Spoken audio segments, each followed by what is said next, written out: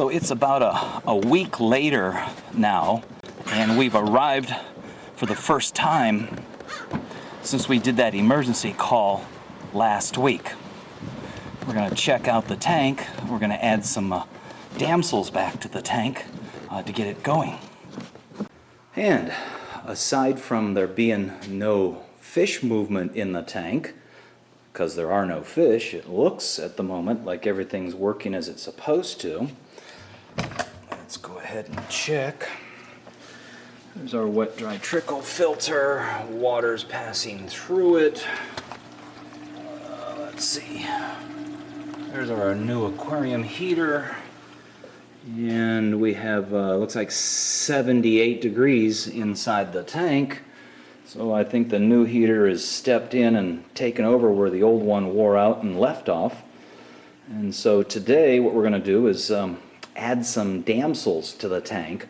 Not that we are going to start it over biologically speaking, which damsels is what I would normally use, the cycle in aquarium.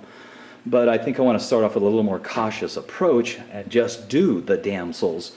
Make sure there's no lingering issues and that we're able to start moving forward, adding more fish, of which hopefully in 2 weeks, next time I service the tank, we can maybe bring a pair of clownfish. So we're going to go today and do another 20-gallon water change just to kind of clean up the system and change out the corals.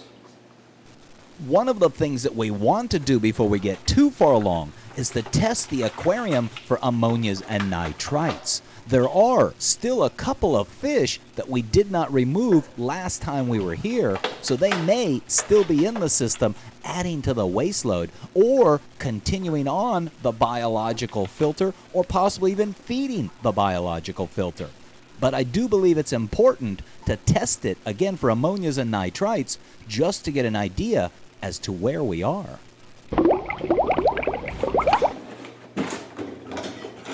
This tank uses the decorative dead coral skeletons for its interior.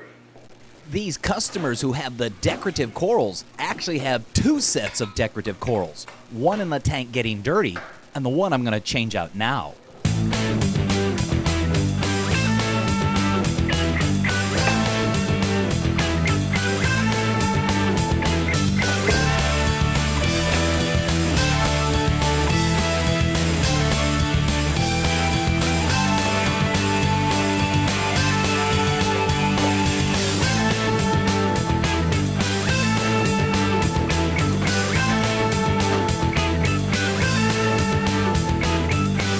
And now with the dirty set of corals out of the tank, we can start on that water change. But first, we want to start acclimating the damsels to the water in their new home, or this particular aquarium. And we'll do that by siphoning some water out of the tank into the bucket that the damsels are in. So while we're servicing the tank, the fish can be acclimated to any variations in water quality to the tank that they're going into. And I'm going to now turn off the system so I can begin to siphon water out of the tank as well as vacuum that gravel. But before we start taking water out of the tank, we need to go through and clean the inside of the tank first. This being an acrylic tank requires a cleaning pad specifically for acrylic material. Obviously, if it was a glass tank, you would then seek out cleaning pads for a glass tank. I've pointed out in the past, you always want to start at the top of the tank and work your way down towards the bottom. The reason behind this is it's most likely at the bottom where you're going to pick up a granule of gravel, and if you're not paying attention, you'll cause scratches in the aquarium.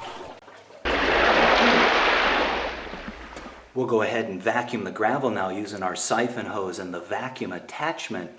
Vacuuming the gravel would be part of regular maintenance anyhow, and considering that this tank had a few days being idle, there might be a bunch of debris that has literally died in the gravel, so we might as well take and vacuum that out as well.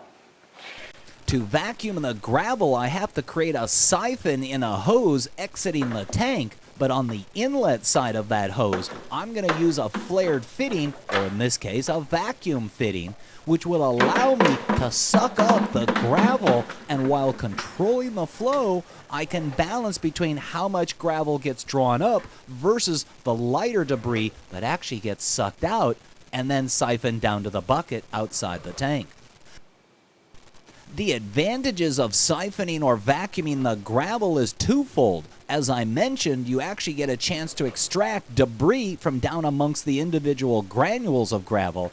And two, as you discard that old dirty water, you have to replace it with new salt water. Thus, you end up doing a water change. So it forces one of the best results in your tank, and that is changing the water.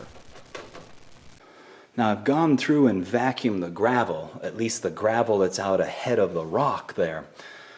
But I think I want to go through and do two things as far as those rocks are concerned. First of all, there were a couple of fish that we never did find originally when we came out here last week, so they could still be under the rock.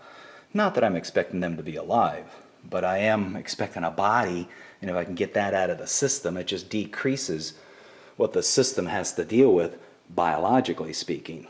Second, I think I want to create a different look in the tank. We've been looking at this kind of foundation of live rock for 3-4 years now with those decorative corals on top, and maybe it's time for a slightly different look. So if I can find some artistry in me, maybe we'll get creative. So you can see here, we've kind of gone through and moved all the rock from the back side of the tank up towards the front, so I can go through and vacuum all that stuff off the back side of the tank. And you may not be able to see it, but there is quite a bit of debris back there, so this will give me the opportunity to clean that out of there.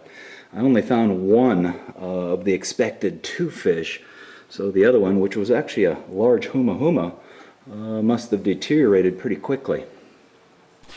And so with the rock moved away from the back wall, exposing the gravel there, we can go ahead and begin to vacuum it, and boy is it filthy.